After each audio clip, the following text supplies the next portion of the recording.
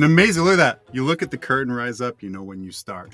Hey, welcome everyone to Grim After Dark. This is the Frontline Gaming Network's weekly interview show where we hit the high points of the last week in the Warhammer community, talk to the best players, content creators, and everyone from around the world about the one thing we all love, Warhammer. This week, we welcome Frontline Gaming boss and former Signals from the Frontline hosts, Reece Robbins, to see how much we've massacred his boy over the last 3 months. But that's okay. Hopefully not too much. My co-host today, though, needs some introduction. You could say it's been bugging him how little Tyranids have seen love by GW. You could say he's turva going crazy for Warzone Octarius. It's Danny McDivett. Danny, I know you love puns, but how did the Tyranids coming out? How did Tyranids fare coming out of Warzone Octarius? Man, what a great book for Tyranids. Definitely puts them on a different power level than they were before. I mean, they were arguably not bad before this, but now they're just like pretty good. So yeah, pretty excited. I'm sure NID players everywhere are screaming a cry of joy across the Immaterium. So I have to say, it's like the ultimate sign that you actually genuinely disliked a joke when it's just shunning silence the whole time and completely ignoring everything. That's what you were trying to warn me about before the show, John? Like that I wasn't going to laugh at your first joke and that I should try and laugh or fake laugh? I don't think I said first joke. I think I said jokes. But anyway. Oh no. Are they all moving like that? On? It gets worse. It gets so much worse. So Christmas is fast approaching, and it's time to start dropping subtle hints of what you want to get. This is a genuine real-life product. It is not photoshopped. It is the GW Warhammer 40,000 Space Marine Chibi Advent Calendar, available from all good source soon. As it says, there is no meme. That is all it is. It's going to come with 24 different chapters of chibis, or if you've been bad this year, 24 Black Templar chibis.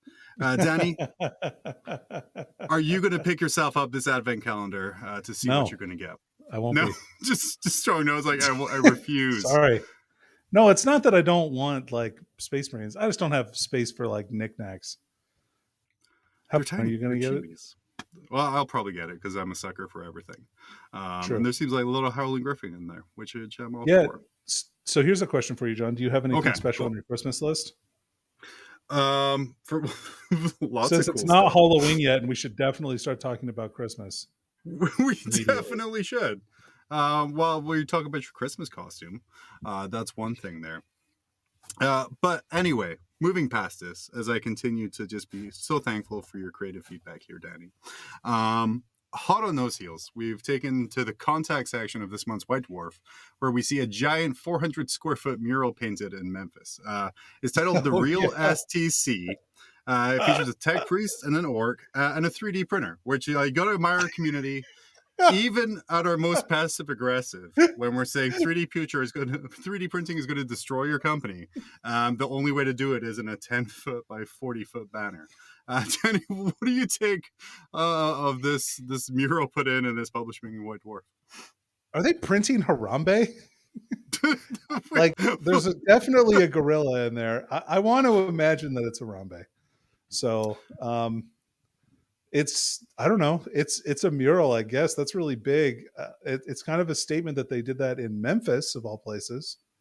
Is that on fair. Like because that's like headquarters for them in the United States? Yeah, that's headquarters for them. And the people who did this did it for free for the love of art and subtle burns, you would have to imagine. And you have to think a Harambe meme in 2021 is about as timely and useful as I'm sure Chapter Approved 2022 is going to be. What you don't see, John, is that's actually how long it took them to paint that mural. When they started, that was a relevant meme. Yeah, they're good. They're just really slow. Just very they're very meticulous. The detail. I think my favorite thing is like when I first saw this picture here, I thought the tech priest was painted up to look like a Ronald McDonald style clown. Yes. With the Imperial fist. So I'm like, maybe that's why they posted it, because they're like, hey, 3D printing's for clowns. We got a mural to prove it. So anyway, I think those guys need to go back to art school though and learn scale, because that tech priest is like a lot bigger than that Space Marine, like a lot bigger. Let me ask you a question. When was the last time you saw a tech priest beside a Space Marine in real life? You don't know. You don't know. Again, resounding failure. Thank you, Danny. Yeah, God. And see, you guys say he's. John.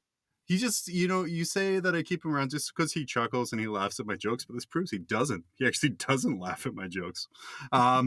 Anyway, every time a MetaWatch article comes out on the Warhammer community site, the internet throws itself into a frenzy as every expert graph creator, statistician, and everyone else comes out to discuss the flawed data, incorrect graph usage, and data set size, all kinds of fun stuff that we never knew of before. Well, here at Grim After Dark, we want to remind everyone that we looked at the events, and using our non-patented T-Whip system, we've already ranked the factions. So here is our rankings. Danny, any surprises for you here on a screen that I'm sure you cannot actually see? I have no idea what those words say or what correlates to what, but it seems like the top bars are very long and the ones on the bottom are very short. So I assume that means that there's decreased efficiency towards the bottom. Well, I'm just mad. The top section is not as good as I thought it would be. Based on my experience of games, lower, middle, bottom should be far higher in that table. But it's all scientific. We used facts and figures. Sorry, are you referencing some kind of a power bottom, John? Trying to, but it's not a reference if you straight out call it. Hey, man, that's my job here. I thought we established that with the dildo jokes last time. That's fair. Yeah, the Joy Toys. I will never look at a Primaris like Scout ever again in the same way. Holy cow. And then, if you want to see our figures on this, and I want to share this here real quick. It was meant to be like a little silent. Oh, yeah. Let's see the data set, John. Do you have that available to show the people? data set? I do. Yeah. I actually went onto a Scrabble score generator, and that is just every faction's title, their score in Scrabble. So that's AdMech, of course, number 1 at 29. They're worth the most points, John. They're worth the most points there. And then Orcs, very bottom, only 4. This is the letters. They just don't have great letters. You would think that the K would help, but it apparently doesn't. It really doesn't. Now, did you do it with a Z or with an S? I did it with an S. I followed the GW website's official faction rankings here. I will say I started this directly from the source then. Yeah, I am as valid as any other data set out there. So we'll continue using our valid T-Whip. So we'll see if AdMech do well this weekend at SoCal. It's entirely because of their T-Whip standings that we put up here. Which is just again, really overpowered. Yeah, tiles in winning position is what it's been branded. So there's no confusion with T-Whip, which is something in totally different. We don't want to be confusing with that. But hey, speaking of SoCal, this weekend is the SoCal Open, and Reece Robbins, seen here, waiting patiently for 2 idiots to stop destroying the brand he helped build. Maybe? No. Well, he's there, we promise. And the Frontline Gaming crew will be live streaming all weekend right here on the Frontline Gaming Network. And they came up with this handy map to not only let players know where the gaming hall is, but where the funnel cake is and how to maximize your fun. This is a wonderful little graph here. I do like, Danny, the funnel cake is almost as large as the sign for the SoCal Open Hall.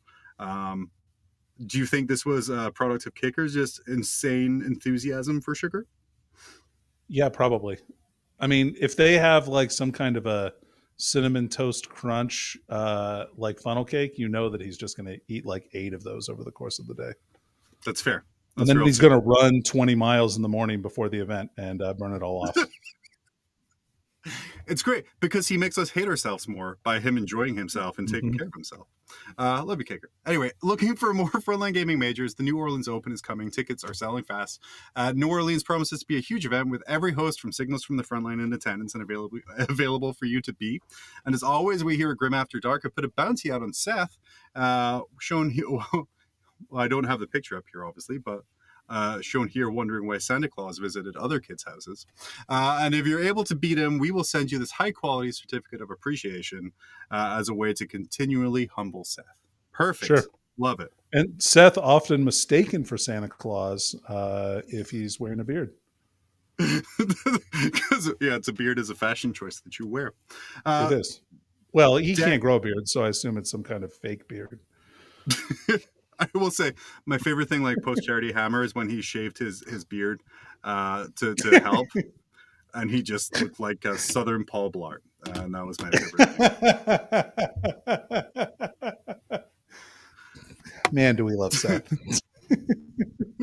You can really tell, and hey, you guys can love Seth too. Check out Signals at the Frontline tomorrow night, 9 p.m. Eastern, right here, wherever it is you might be watching it. we're doing. I'm not your dad. Danny, why don't you take it over and let us know about our guest? Well, you may know our guest from a lot of different places. If you've ever hated Tao, he might be your hero. If you've ever gone to LVO, we talked about John not being your dad. This guy might be your dad. If you liked LVO, like he's the father of LVO. So tonight we're going to welcome with great aplomb Reece Robbins, spelled with an E and two B's, or a C and two B's. Sorry, important. There is 3 E's, so you weren't wrong. Okay, cool, good. Technically correct. I don't think anybody was confused on the E, but I appreciate you clearing that. Yeah, no problem. I just wanted to make sure nobody thought it was an I or something. We're gonna say I'm just gonna send emails now with I's or A's instead, but the rest is completely perfect. The traditional spelling is RHYS. That is the traditional spelling. Oh, sure. So from the Welsh land. So yeah, Reece, welcome. You have taken a well-deserved a few month break from the network to kind of step back after a while. It was as I said at the start, you were kind of the sole employee of Signals of the Frontline, sharing the news. So tell us kind of why did you start doing Signals? I guess you did 700 odd episodes.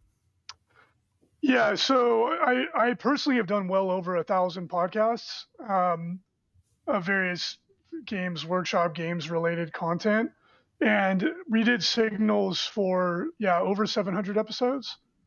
And the reason that we started the podcast is, for one, we thought it would be fun. And you got to remember, we started it 10 years ago in 2011 when there was one other 40K podcast. And I think it was 40K Radio was one of the only ones. Yep. So we started it because we thought it would be fun, and we thought it would be a good way to get our business out there in front of people. And we, as a lot of people know, it was Frankie and I sitting on wooden stools on our painting table at the shop with his laptop and a $10 microphone I bought from Walmart. And that was how it began.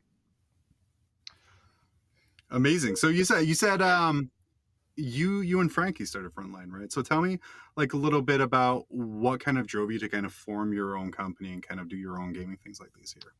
So it's kind of a long answer to a short question, but I'll give you the TLDR version of it. So Frankie and I were, we were partners in another startup before Frontline Gaming that didn't work out.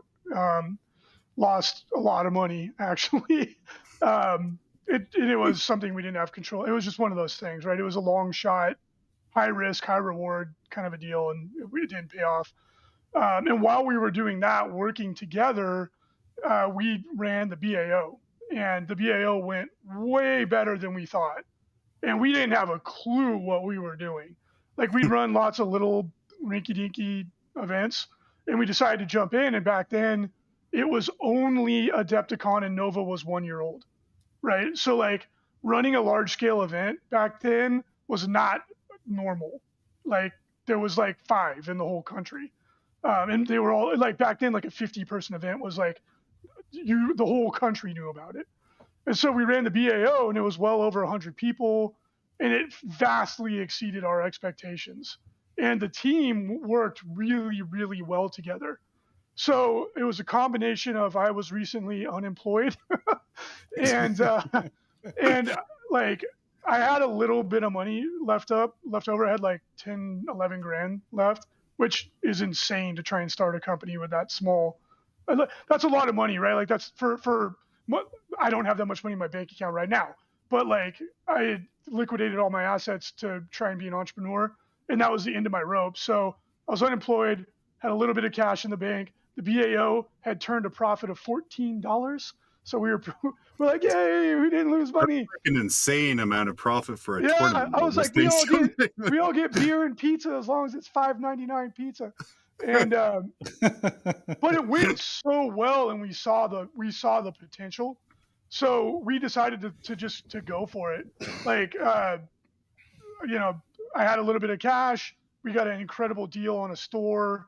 And Frankie and I were willing to take a shot at it. I didn't want to go back to the 9 to 5. I just didn't want to do it. So I was I'll take the last of my resources, throw it at this, see if it works, and by the grace of the Emperor, it did. But it was not easy. So that was why we did the blog and the podcast and all that stuff, to try and just get us out there in front of people, because we were in this like 450 square foot shop. I don't know what that is in Canadian. It's like 100 square meters or something like that. It was like, oh, whatever. House for Val in the background, nobody can hear. So anyway, that was my short answer to the question. I apologize. Yeah, no, you're good. Though I do like it, and both of you, everyone's going to hate this joke, but I love it so much that you used the word resources, which is how Style Guide says resources now have to be pronounced as resources. Oh, like Reese. Yeah, thanks. See, Danny, you make my bad jokes so much better by pointing out they're bad. I get it. You get it. It's like, it's not funny, but I get it. Thank you. I appreciate that. So you said you were doing some like the occasional kind of small scale tournament here and there. What is it that you guys do or did for BAO that kind of made it stand out? Or because you were saying like right then there was just sort of like Nova was just starting up, Adepticon was going, and then you had this BAO that you want to create as this other kind of large scale event. Was the size more kind of like the draw, or were there other things you guys were doing too to kind of separate yourselves? Yeah, so back then, for all the grognards out there, back then competitive tournaments were like non-existent. Like there was Nova and kind of Adepticon. And I say that not to dunk on Adepticon. They never build themselves in that fashion. They're very, I love those guys. They're some of my really close friends. But they've always had like they didn't orient themselves in that way. So that's why I said Adepticon was like kind of, they had the Gladiator back then, which a lot of people now don't even know what it is, but that was the premier competitive event in the world for a long time. And then Nova came out of nowhere, at least from my perspective. Now knowing their story, they'd been building up for a couple years. And then all of a sudden it was like, oh wow, you can run a competitive event and there's a huge demand for it. And so we threw our hat in the ring and we were like, explicitly, this is a competitive event. And the demand was massive. It like far exceeded what we thought. Like we were instantly the third biggest event in the country in our first year. So it was cool because it gave us a lot of confidence, because it was a big risk. It was like, that is not the way you ran tournaments back then. It was like combination of painting players ranked sportsmanship, which is the worst idea of all time, and battle points. And it was always too, the other part of it too, which for certain formats is totally fine. Like we run formats that do exactly this and it works great. But it was like the TO made up the missions, never play tested them. And he's like, on this turn, you move double speed, and on the next turn, you move half speed. Wow! And you're like, well, I feel personally attacked at this point here. I was like, did Wario take over? What is this? This is horrible. It's actually Waluigi. Whatever. I don't know. Whatever the kids play. No, I don't know. I'm joking. Get off my I remember lawn. the first BAO, right? I was going to school in Reno at the time. And I wore an onion on my belt, as that was also the fashion. But the what? No, sorry, that's a Simpsons joke. Yeah, is that where you store no. But I had a bunch of friends who went to that BAO, and they told stories about like the one in the tent or whatever. It wasn't in a tent. We refer to it as. Was it in a fairground? Yeah. Okay. Yeah. There you go. Okay. There was like cattle being shown like in the next building. Awesome. So I'm not and it was either. Yeah, no, I know. And it was like a big deal for everyone because they're like, oh, cool, this is another like big event that we can actually drive to for the West Coast, because there wasn't much going on, right? I mean, like not on the West Coast at all. There was a lot of what we would call GT level events now.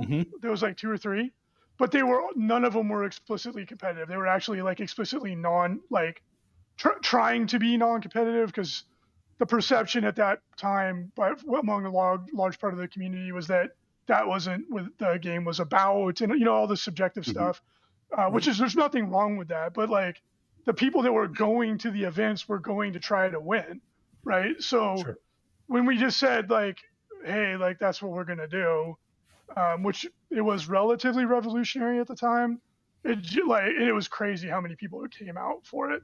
By the second year, we had people flying in from all over the country. Yep, that's awesome. Insane. And I would say here, like I said, my introduction here to at least to the ITC was as a tournament pack.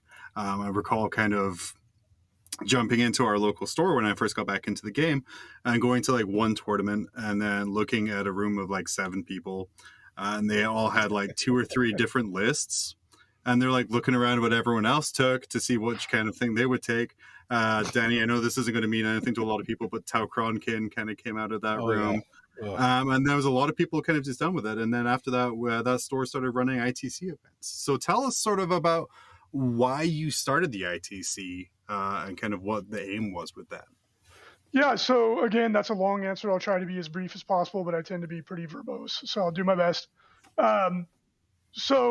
Again, we took inspiration from another source. There was a site called Rankings HQ that was around before us, and we all thought it was the coolest thing of all time because it had a leaderboard for 40K, and the guy is an Australian gentleman. I actually met him at Adepticon. He's super, super nice guy.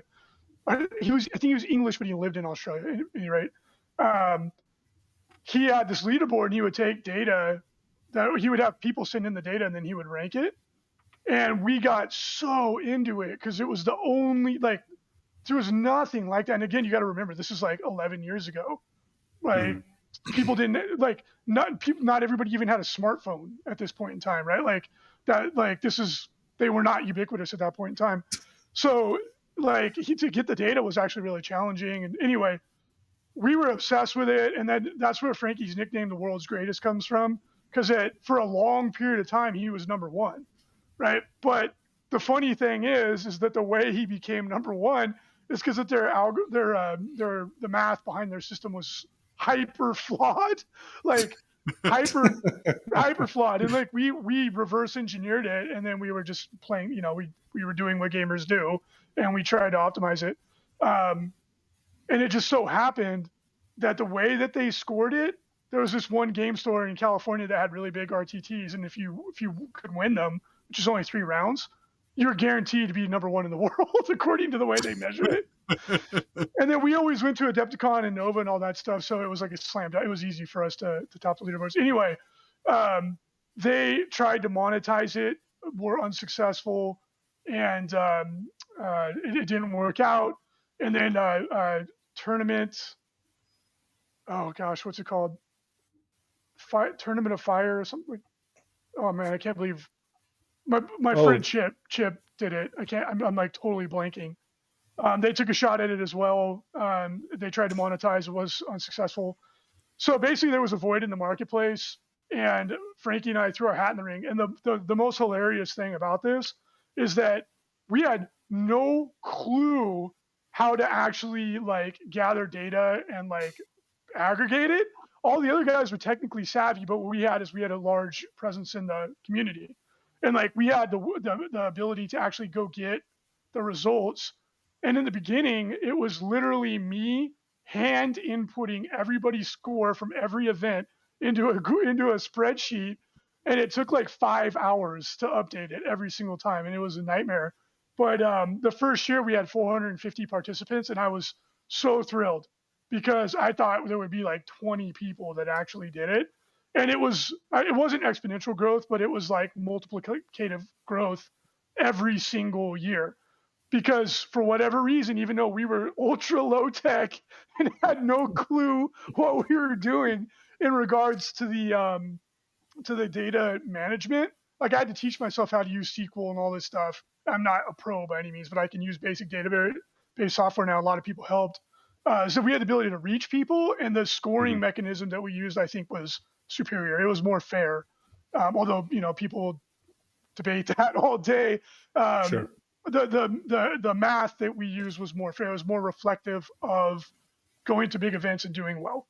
And then it just took off. And then in 2019, which was year 5, we had like well over 12,000 registered participants. That's awesome. Yeah, it's insane how fast it grew. I have a follow-up question to this story. As a renowned technophobe, do you own a smartphone now? I do. Okay, cool. I do, but I just told you guys my story, how like unplugged my webcam and I keep my smartphone in another room. I was like, Edward Snowden, thank you for the warning. No, I'm just kidding. I'm like, it's weird because I'm really savvy with some tech, but I don't generally use it very much. Like, I'm pretty old school in that regard. Amazing. Yeah. No, I was gonna say, man, I was doing the math when you're like 2011, no one had smartphones, and I'm like, it's true. I think I had one. I'm pretty sure I have one. It's true because back then we actually had the technology to do a BCP like program back in like 2014, but we didn't do it because like, oh, it's not fair. Not everybody has a smartphone. And people would bitch and moan nonstop, like, you're saying I have to buy a smartphone to play the ITC. Like, it's, oh my gosh. What's great is from over 10 years of interacting with competitive gamers, you know that regardless of what you put out, they'll be bitching about something. It's like the actual hobby is complaining about the hobby. Like, I'm convinced of this. Like the amount of people online that complain about it, and I look and I'm like, you have not participated in an event in like 4 years. What? Move on with your life, dude. Like, come on. It's important though that they let. My favorite is when somebody's like, you just lost a customer, and I go look. I'm like, you weren't a customer, so. Oh no. Whoa, you got me, dude. Daddy, you were saying. Oh, no, well, now I wish I would have screenshotted Reece doing freaking baby crying eyes hands at somebody. That's amazing. And I'm told, our editor Tyler will screen clip that for us to use as a thumbnail. Perfect. We have our next Photoshop, John. Oh, perfect. Yeah. No. Terrible. So you guys also created as part of this. So ITC, you had this great kind of ranking system where you grew to like 12,000 people. You also, I think, are more synonymous throughout that for your mission pack that came out back in a time when it was really, really needed. And this is going to sound like a dumb question. Don't forget the and FAQ. The FAQ. So what kind of went into that? Because that was a sizable update to the game and kind of almost trying to make it competitive when it wasn't really designed that way. Yeah. So first of all, that was like 3 years of giving birth, and it was awful. And I'm traumatized. I'm pretty sure I have PTSD as a result of that process. He has a really low gaming pelvic floor now. It was really, I was going to say he's really loosened up down there. Well, it's just like everyone, because like so many people think it was about like a power trip or like trying to like enforce our collective will on everybody else. And this is what it is. It was a survival mechanism. Like every penny of my personal resources and all my emotional and like if I went out of business again, I was going to go jump off a bridge or something like that. Like, because this is my 5th business and 2 of them succeeded, 2 failed. The 2 succeeded were non-scalable. And like, I was at the end of my emotional rope, right? So I was all in on this project. I was like, I'll die before I see it fail. And then the game just started going off the rails. And I was like, oh, for crying out loud. Like, what do we do here? Because it was funny because we bucked the trend in the beginning by playing book missions. All right. That's how circular and cyclical this whole thing is. We were the first major tournament to run missions out of the book. And everybody thought we were crazy. They're like, oh, what book missions are, you can't play tournaments with them. And this is in 5th edition when the book missions were excellent. And so we ran the first like it wasn't a super, it was a major, like a triple digit event. And we just said, open your book and play the missions. Because we played 40K like 4 times a week back then. We're like, we know they work. And so everybody thought we were nuts, right? And then we transitioned into 6th edition, which was a dumpster fire. And it was like, oh boy. Like, it's a really polite way to put it. It was so bad. It was a clown show. Like, it only lasted a year, and like, thank the Emperor for that. But we had already started experimenting with taking book missions and then playing 2 missions at the same time, right? And like, that was something that I always talked to the guys at Adepticon, Nova, and there's a bunch of other people. Like, back then we weren't very organized, the TO community, and that was one of the things we worked really hard to do. That was something I'd been trying to do for years before even Frontline Gaming happened. And like trying to get everybody to talk to each other it's like trying to get all the Kardashians into one room and to get them to like agree on one thing. It's just like, come on, that was really difficult. But like, we started bouncing ideas off each other and started like communicating with each other, and we were like, hey, these layered missions work really well. Other events started doing it, started getting really good feedback. So then when we went into the train wreck of 6th, that was when it was just like, you can't even play the game out. You literally can't play the game out of the book. Like, it does not give you enough information to actually play the game.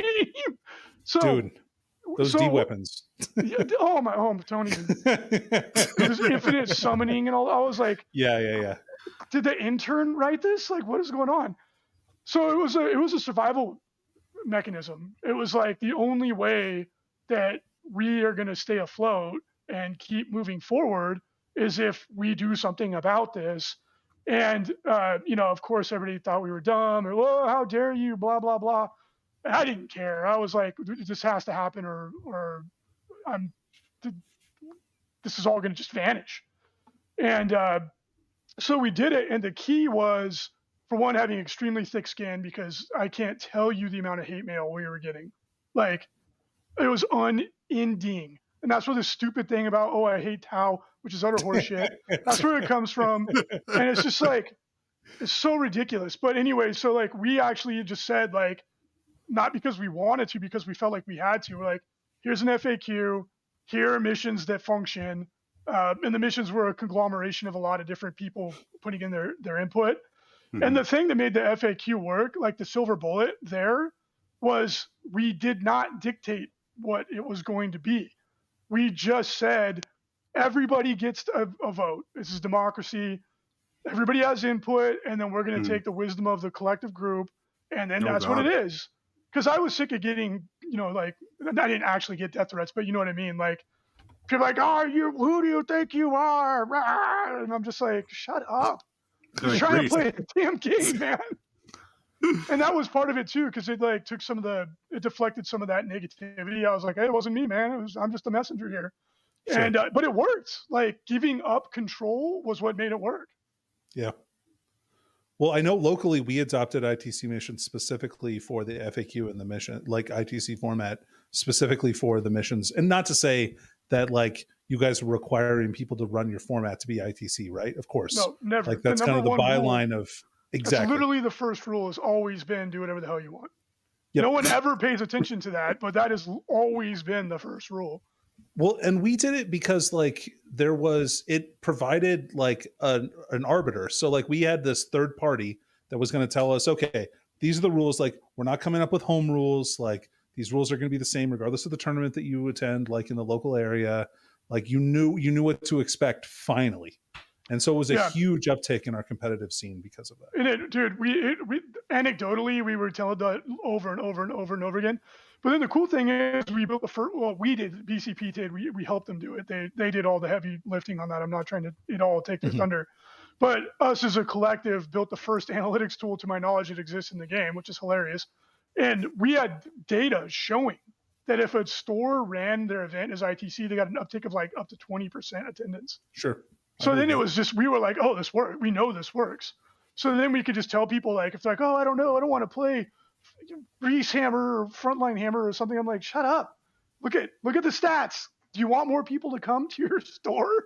Yeah, exactly. Get on board, I just imagine man. you presenting this like a mob boss, by the way, just in a super threatening way. You want people to come to your store? You want to get on board with me?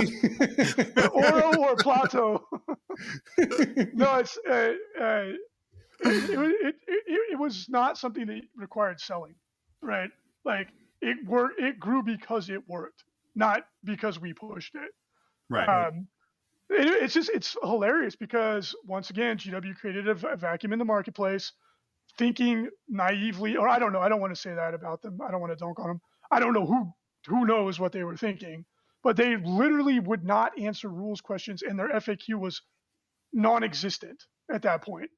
And I'm like, what do you expect is going to happen? Like, people can't play, they can't use your product as intended. And so we just happened to be in a position to fill that gap. And I would never, ever want to do it again. Frankly, it was an awful experience, but it ended up growing our business tremendously. And we had no intention of that being the case. Like, it was just, as Bob Ross would say, it was a happy accident that probably took 10 years off my life. Yeah. Well, that's balancing that between like happy accident and increasing mortality. But this kind of growth that it kind of helped you achieve, you kind of start doing like bigger and bigger events. BAO is expanding, and then you guys start running Vegas. What was the thinking behind Vegas, apart from the fact you get to get like your cool Go Boy Elvis art? What was kind of the thinking behind doing this giant tournament in Vegas? So the reason we got into business, as I said, was because we liked running. Like, we were tournament junkies. Like, because when we started the company, Frankie was like 20, couldn't even drink yet. I was still in my 20s. So we would go to tournaments like literally every weekend, and we would sometimes play one midweek. So like, we just had a burning passion for it, and we really wanted to see more and bigger events. And back in the day, the last time GW ran like an actual, well, that's not true. They're running the really cool tournaments now. But prior to that, it had been ages since they did anything in North America. And they had run this invitational called the Throne of Skulls. And it was awesome. The way they did it was so badass. But it's funny because having gone to it and seeing the way they run it, I was like, oh, they lost a shit ton of money now that I know how it all works. That's why it didn't happen year two. Probably. I'm speculating. But you had to win another event to get a ticket to go. It was like Willy Wonka's Chocolate Factory. And like at the time, we were whiz-bang hotshot tournament players. So we were like, we are going. And I remember it was like such a big deal. If you got the ticket, it went online, like, I got a golden ticket.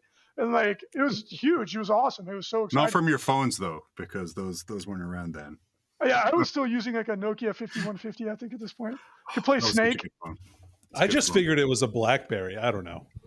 BlackBerry. I literally went from a flip phone to like a basic smartphone. Okay. So it was a huge deal. So like our whole crew went, super, super excited to go, had an absolute blast. It was one of the most fun tournaments I've ever been to, even though every game was on one of those GW Realm of Battle tables where no models would stand up on it. Yeah. And they didn't have nearly enough terrain, and it was 1,500 points, but it was still amazing. It was so much fun. And the guy that ran it was super cool guy. He's such a nice guy. And afterwards we were like, dude, this is it. That was like the coolest thing I've ever done in 40K. And then it got shit canned the next year, unfortunately, for whatever reason. I could speculate why, but there's no sense in that. And we were like, oh, we should do that. So once again, we fill a vacuum left by Games Workshop. And we just decided to go for it because the company was, like I said, we started the company with, relative to starting a business, literally nothing. Like, we could barely afford to open our GW account and pay the first 2 months of rent. It was stupid looking back. But like, we started making money right away, but it was like nothing. We reinvested all the money. I was actually living on the Raw Dogger's couch for the first year while we got it going. But we needed something to grow the company rapidly. And like, because the trajectory we were on, we were going to be retired by the time we were making a living wage. So it was like, all right, we got to take another big risk. And a Vegas event, we were like, man, would be so cool. It'd be so exciting. And so we were like, we're betting the farm. Screw it, we're doing it. And it was like literally do or die. Like, if we didn't hit our numbers that first year, we were done. We were out of business. So like, if you watch the first video when we were promoting the event, where Frankie and I are basically begging people, please come.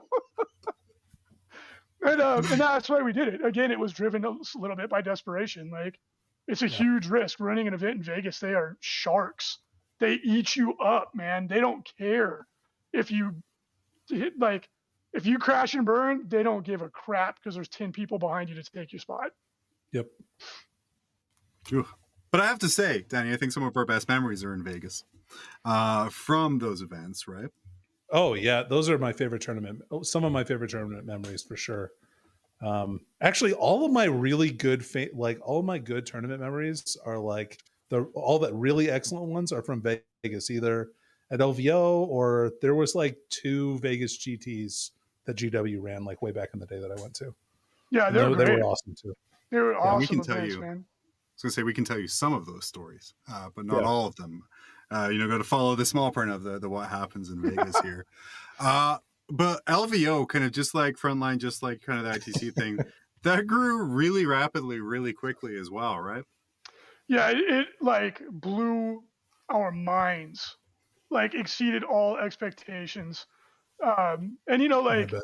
it was hard too because like I said, like the business was like on thin ice because we had zero capital reserves. So we always just kept doubling down and pushing as hard as we could.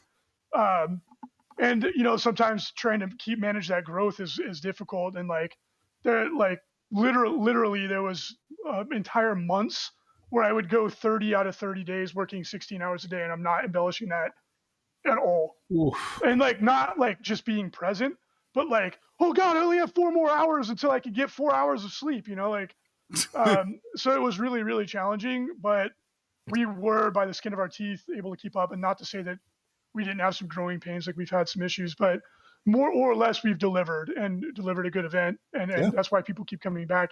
But it's crazy because when we started the LVO, our ambition was to equal Adepticon.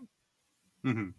And I don't mean overall, because Adepticon is huge. I meant in terms of like the main events. Like if we can get Warhammer Fantasy and 40K to equal what they do, that was like our wildest dream, right? And then at like year 2, we passed it. We're like, oh, what the hell? And then we were like, oh, 500 people for a 40K tournament is a pipe dream. It'll never happen. Well, we did that by year 4. And then it was all of a sudden, we're like, what the hell is going on? This is amazing. It's so exciting. And we were so humbled by it too. We were just like, could not believe how excited people got. And the ITC played a big part in that. And that was the first time we had to adjust the scoring mechanism because the equation that we wrote worked really good, assuming all events were no bigger than 256. Right. And then all of a sudden we have a 500-person event and the math goes haywire. And I had to bring in some people who are way better at math than me. Because then Frankie's all excited to break an algorithm again by just kind of jumping on into the top of the world. Man, if somebody can reverse engineer this one, I'd be impressed. Like you'd have to be a math major. Like it's like advanced calculus. I had to watch 3 YouTube videos to even understand the concepts in it now. Like it's pretty complex, but as I understand it for like video games, rankings and all this stuff, it's quite normal. Okay. It goes largely over my head. I understand how it works in practice, but I'm not the one writing the equation. I'm like, I don't even recognize half the symbols in it. On top of that, like with the success, like there's a lot of legitimacy was brought to kind of you guys and your guys' events with the participation in Games Workshop of them bringing their roadshow here and kind of a lot of the things more traditionally associated with your Adepticons and things. Tell me what you can about kind of that partnership and how that came about and kind of what that did for your event. Yeah, so obviously I still have a non-disclosure agreement in effect, so I can't disclose everything. But like in a nutshell, the way that it went, like putting it in context, now everything has changed so much, right? And in a good way. Like before Warhammer Community and that whole team and all that stuff, they did not talk to their customer base, period. Right? I never thought.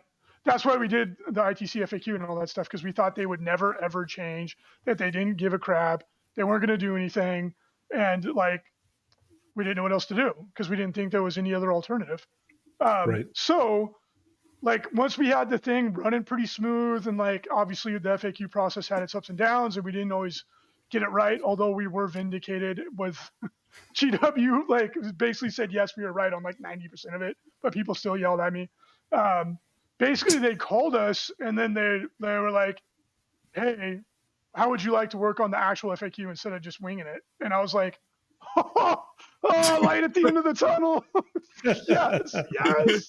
Awesome. I was like, God, I don't want to answer one more angry email from someone screaming at me about their tower or whatever. And that's how it started. And again, it's hilarious because we had no intention of any of this happening, none. But they were just like, oh, like basically, I'm paraphrasing, but they're like, basically, like, you guys are doing a good job. Like, why don't we work together? And I was like, of course. Like, I was thrilled. And then through that, we became, play testers and developed a relationship with the game developers and some of the people on the business side of Games Workshop. And it was like a dream come true to be able to help in a very, very small way helped to shape the game that I loved. I don't do it anymore, full disclosure, but it was just so cool, and none of it was by design. It was just a series of causality of like basically resolving an issue and then it leading to all these different things. Was the addition bleed hard for you sometimes? Like when you wanted to just play a pickup game and things like that, was it difficult to kind of like have a good conversation? Yeah, I bet. Yeah, like there was times when I was making myself play the game because like in the beginning when it was still 5th edition for the first few years, I played nonstop. Like if you go back and look at all the video battle reports, it's like 2, 3 a week.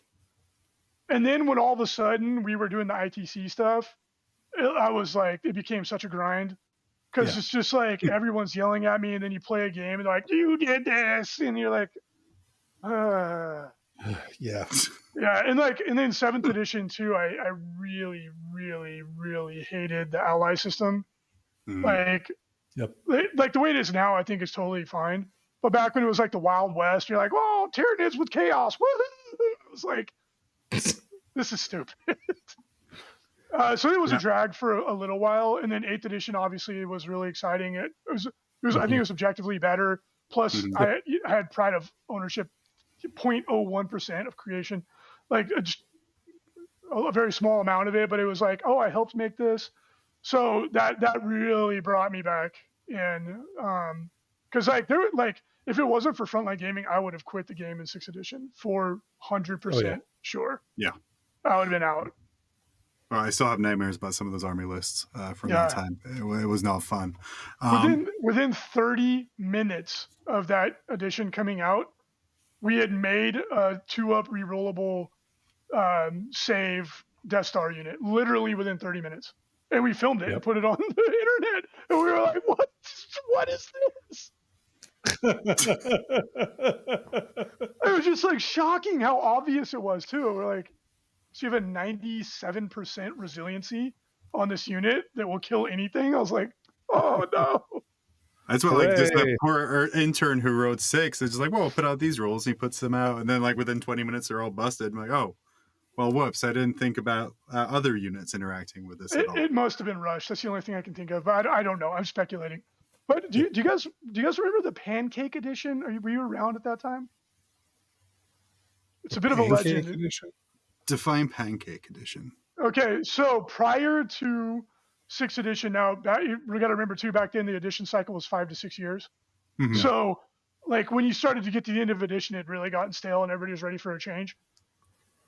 I don't know the story behind this, but it's like a bit of a legend, right? There was a leaked copy of 40K, and the password was Pancake. That's why we call it Pancake Edition. So we got it and we did a battle report with it, and it was like revolutionary. And we were so excited. We're like, holy shit, if this is 40K, this is going to be awesome. It was like alternate unit activation. It was really what the game needs now, badly, in my opinion. And they had it all. It was wild stuff. Like you assaulted, but you shot before you assaulted. It was backwards. And then like it was structured in such a way that it wasn't just like, oh, I go first, I delete 25% of your army before you get to use it. It just doesn't. I go, you go does not work at the scale we're playing at, but I digress. And it was so exciting, and we were just thrilled. And then we got the steaming turd that was 6th edition. And we were like, what happened to the pancakes? I got a cow pie instead of a pancake. Well, now I have a deep dive into a different edition we got to find and do, Danny, because that sounds amazing. John, what we got were paladins and not bikers. Oh yeah, I know. Not bikers. I use not bikers too. Everyone's like, that's a Death Star. I was like, no, it's not. It's just a little, dirty. Still a little dirty. Because that still had the wound spread going on around. That was what made it dirty. That was the problem with it. Yeah. Well, orcs are one of my favorite armies, so I always try to play them if I can. But that was like one of the only ways to play them at that time. You're not wrong. Okay, amazing. So do you still play like a super lot of 40K? Because again, you're about 10 years deep of being so ingrained in the culture. Well, it's like and being like so ingrained, like financially with your business, like growing and doing these giant tournaments.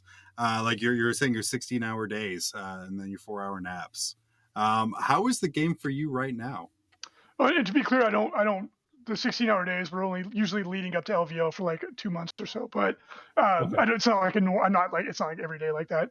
But yeah, so prior to Frontline Gaming, I was mega involved in the community. Like I ran narrative campaigns, ran tournaments, I was involved in leagues. So like my heavy involvement with 40K goes back to grade school or middle school. I only didn't play during college. So, but to your point, as I got into Frontline Gaming, it became my job, not my hobby anymore. The 6th and 7th was the doldrums. It was really a struggle to play. Like really, I was making myself play. Then once the FLGN came on board, and you guys and Val and Gals too, Shelby, I don't want to exclude her, started like being able to be the face and the voice of Frontline Gaming, and I don't have to be on the cutting edge of the meta in order to do my job. I have taken like a little bit of a leave of absence in this during COVID, and I'm not gonna lie, it's been really nice. Like it's been really nice. Yeah. Like I've been playing a lot of other games, which I did not do at all. I used to play a ton of tabletop. Like I played D&D, Rifts, 40K, AOS. I played a bunch of skirmish games. Well, AOS didn't exist back then, but I digress.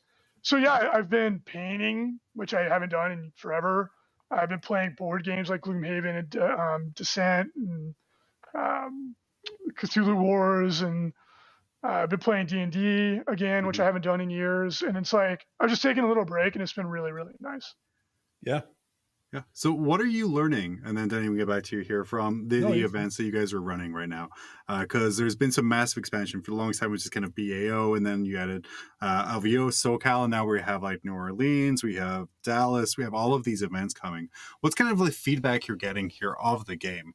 Because we're seeing kind of a lot of similarities over the past few months of what's considered top table. In terms of the meta? Yeah, I would say like the meta kind of player feedback in general about the times. So 8th edition is clearly the most popular edition of the game ever. Obviously, we're still feeling the effects of COVID, so events are not as big as they would be. But we're also seeing like an explosion of volume of events. We're up to 8 now. We're up to 8 events we run annually. And before this, the most we ever ran was 5, right? And then for a long time, we were running 3. And now we're up to 8. So, and we're not like, the events would be bigger if not for COVID, but they're still big events. Generally speaking, the impression that I get is that people really like 8th, and that 9th, excuse me, thank you, Val. I know I stopped and I was like, wait a minute. They liked 8th too, but no, people really like 9th. I apologize for misspeaking there. And that's when we throw in the fix it in post line. It's fine. It's fine. Tyler. I played every edition except Rogue Trader, right? I'm gonna get stuff confused sometimes. People really like it, but there is a lot of negative pushback about the current state of the meta. But I've never played the game when that wasn't the case. I've literally never played the game when that wasn't the case. Ever.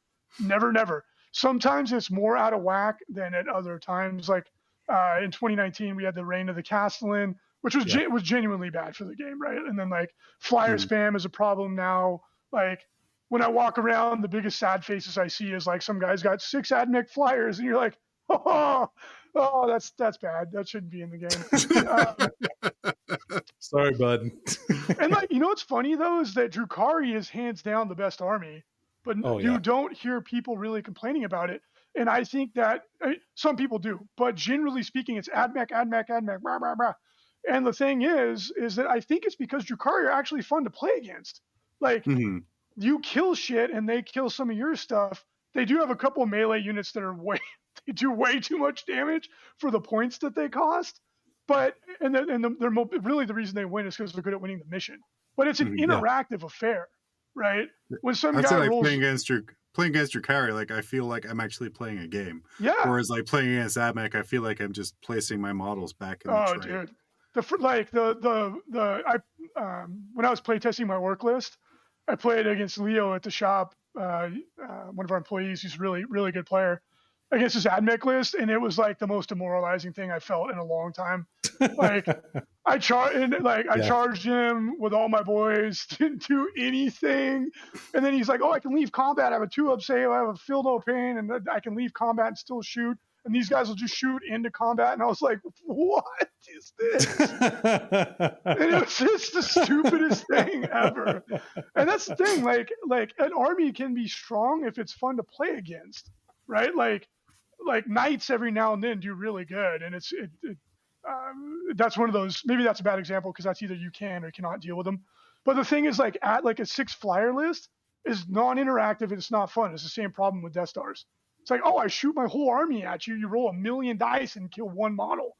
Like, this is patently ridiculous. It's not fun at all. And I think that's why people complain about AdMech, is because they have some of that element to them. It's not nearly as bad as it has been in the past. But even though Drukhari wins more games, all the complaints are largely about AdMech. And then Orcs to a lesser extent, because you have the buggy farm.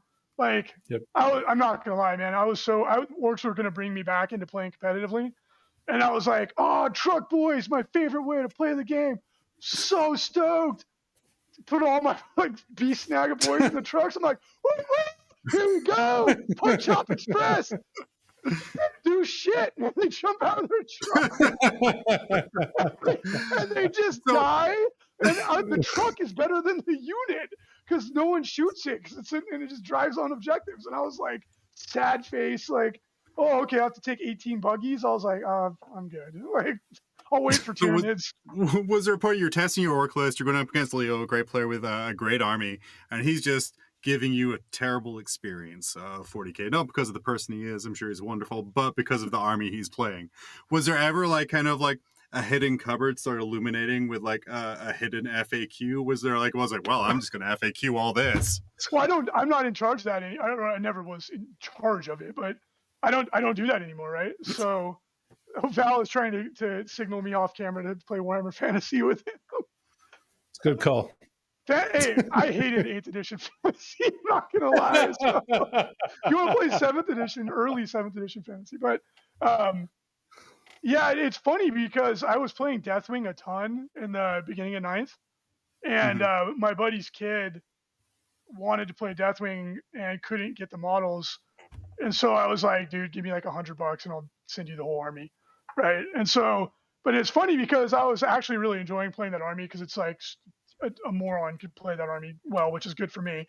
And literally just line up, they can't kill you, you walk forward, punch and shoot. I mean, it was great. And then with the orcs, if you don't want to play buggies, it's like orchestrating a symphony, which is the way I used to like to play armies back when I was really trying hard to be good. And now I'm like, I don't want to play buggies because it doesn't feel like orcs. I feel like I'm playing Mario Kart. It's like, sure, I want boys.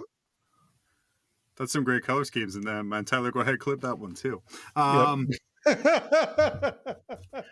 will say, so, and this was asked a while ago here, but there is some resistance to competitive 40k, just kind of as a format. The cheesy tryhard, that competitive player, and as kind of, I guess, a willing or unwilling face of competitive 40k for so many years there. What's your take on that? The resistance to just playing competitive 40k and kind of the negativity towards that community? It's so simple, right? It's like everybody's free to play the game the way that they enjoy it. So back before Frontline Gaming, when I was a pundit for Bowls, half my editorials were on this exact topic. I was like, why are we fighting with each other? There's not enough of us in the first place to have subdivisions within a tiny little group. And I was like, man, it's none of your business, first of all, how somebody else plays the game. Just be happy that people are playing the game and enjoying themselves, right? If comp 40k is not your thing, who cares? If somebody else is having a blast playing competitively, good for them. Be happy that they're happy. If you want to go play narrative 40k, that's my second favorite way to play the game. I've run numerous D&D style narrative 40k campaigns where we named all our characters and wrote backstories, and that's a blast. But it's like there's no reason for animosity, none.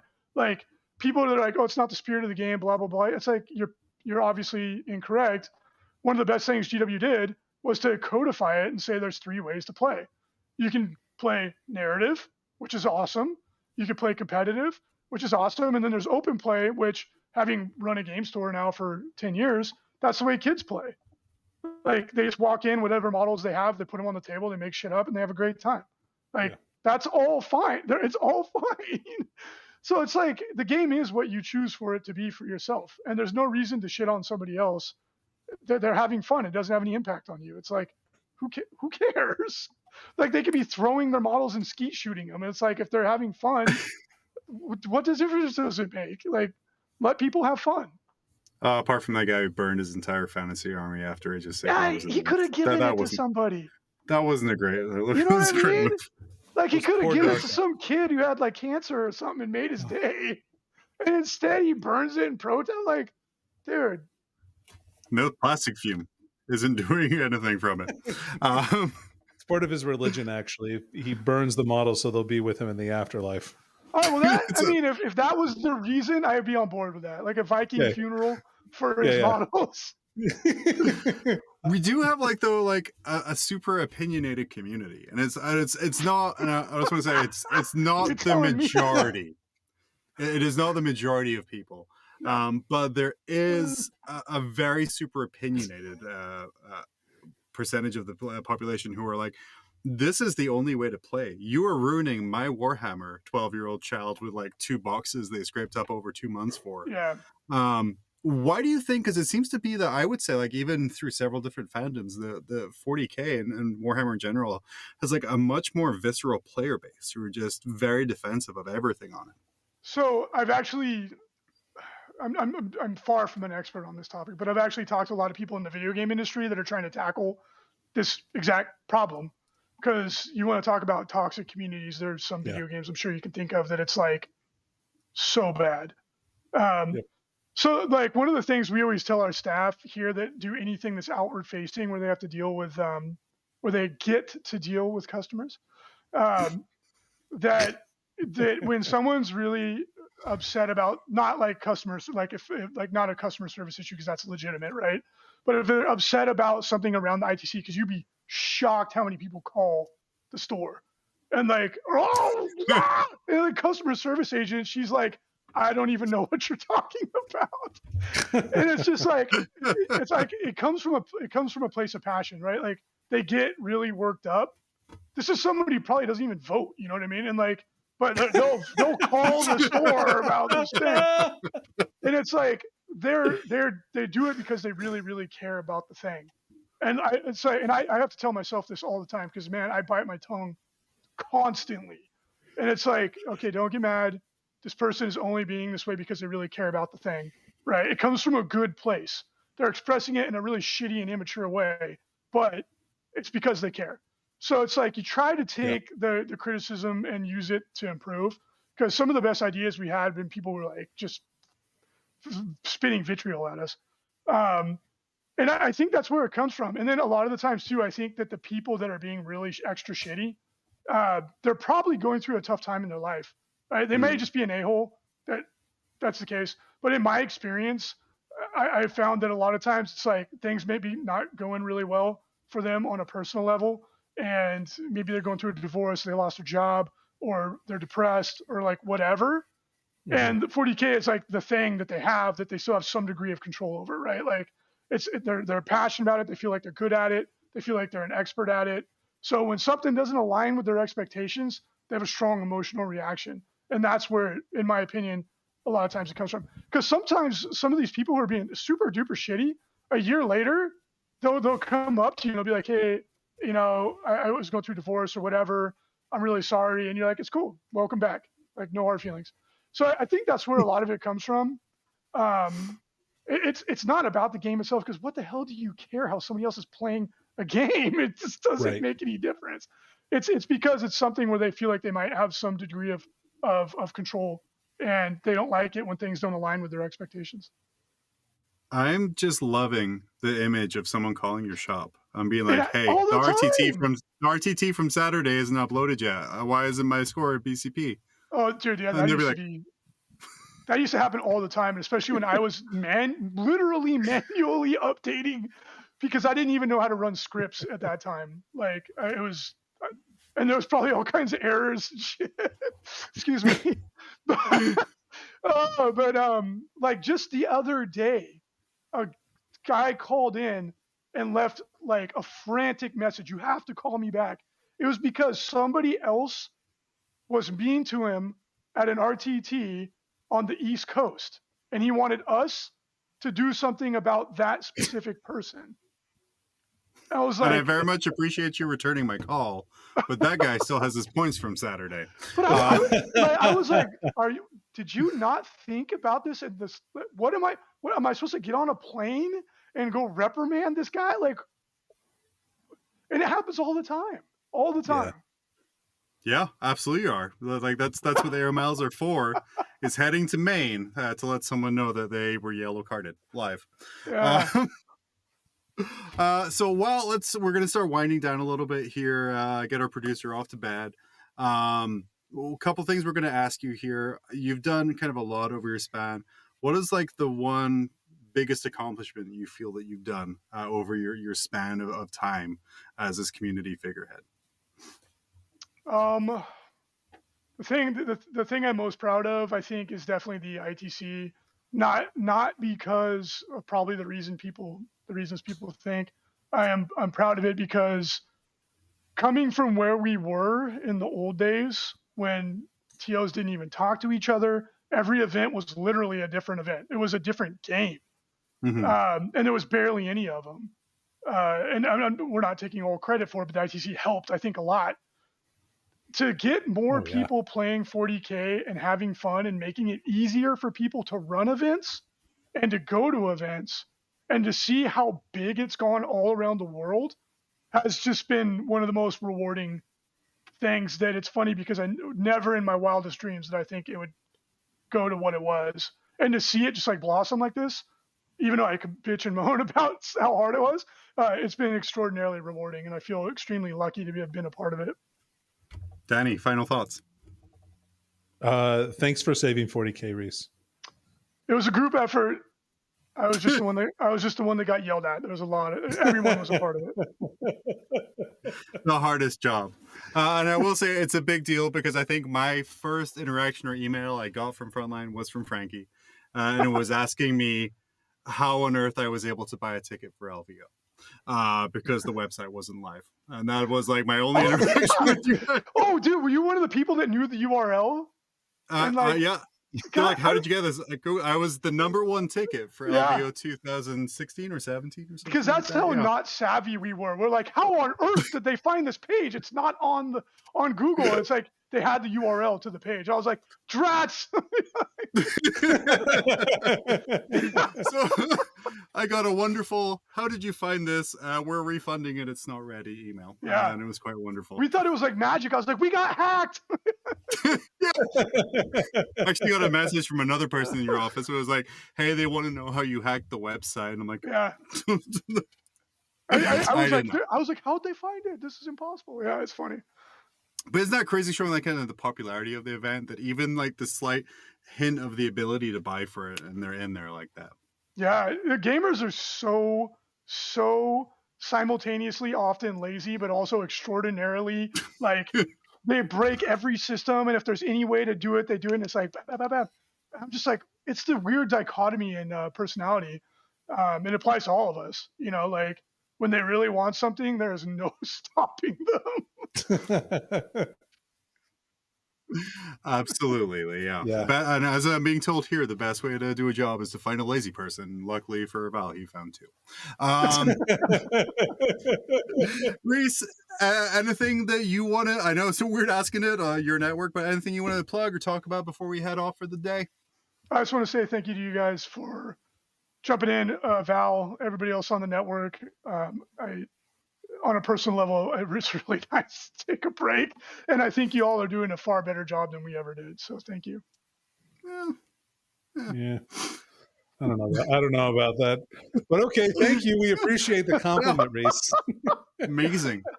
Well, Well, talent matched only by your humility. well, everyone, thank you for joining us tonight. We got a lot of new viewers as well tonight. Thank you for joining in. Reece, thank you so much for coming back from your little Warhammer vacation and talking to us. It was super great to hear everything that kind of went into Frontline, the growth, kind of why it happened. I'm excited to try and guess where the next market gap for Games Workshop is to see what you're going to be launching next. We will be back here, Danny and I, next Tuesday night for our last ever Tuesday show before we switch to Mondays with the Lore Bros back at full strength, and actually back at full strength this time. We are going to talk about Black Legion and how much Taylor hates Eskinder Kion. And then that wraps up that little thing before we can move on to Siege of Terra. But for everyone here, thank you so much for watching. Check out Signals from the Frontline tomorrow night, and we will see you next Tuesday.